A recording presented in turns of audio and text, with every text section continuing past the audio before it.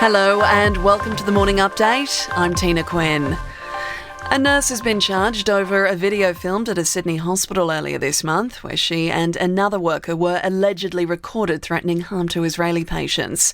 26-year-old Sarah Abu Lebda was charged with 3 Commonwealth offences, including threatening violence to a group and using a carriage service to threaten to kill. There's no evidence that patients were harmed by the nurses.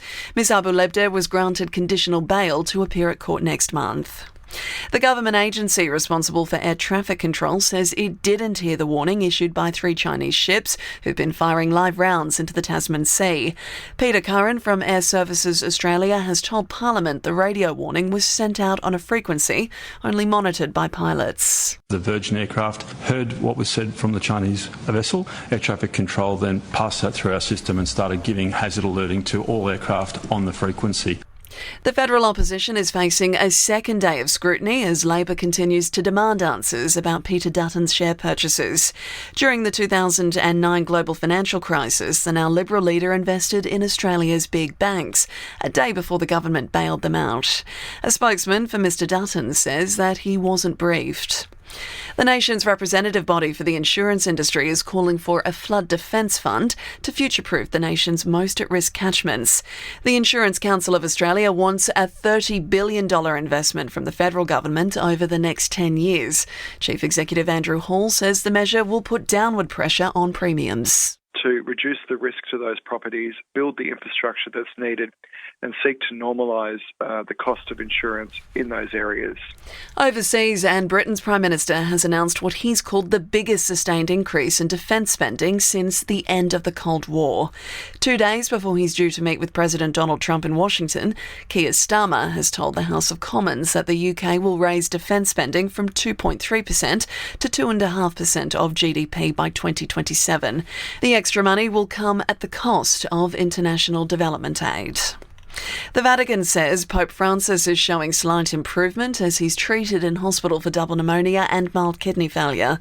The 88-year-old has also carried out some work, including a call to a parish priest in Gaza and signing several decrees related to causes for sainthood. Meanwhile, health workers in Gaza say that at least 6 newborn babies have died in the past 2 weeks from hypothermia. Israel has continued to blockade and restrict the entry of tents and mobile homes into the Palestinian territories, despite increasingly cold conditions in the region.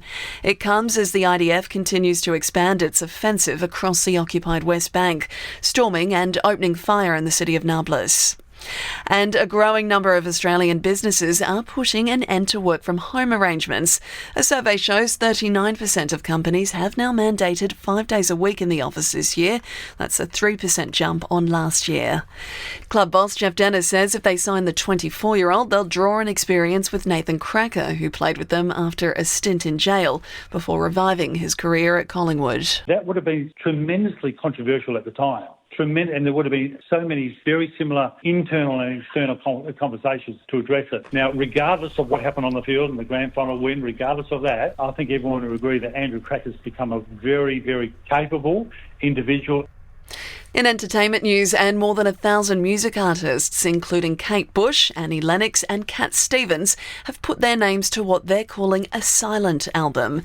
Titled Is This What We Want? It contains recordings of dormant studios.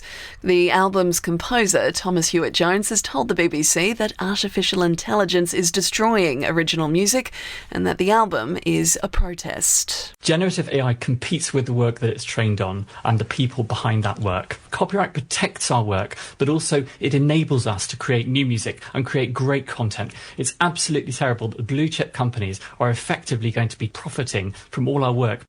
And that's the latest from the Nova podcast team. We'll see you this afternoon for another episode of The Update.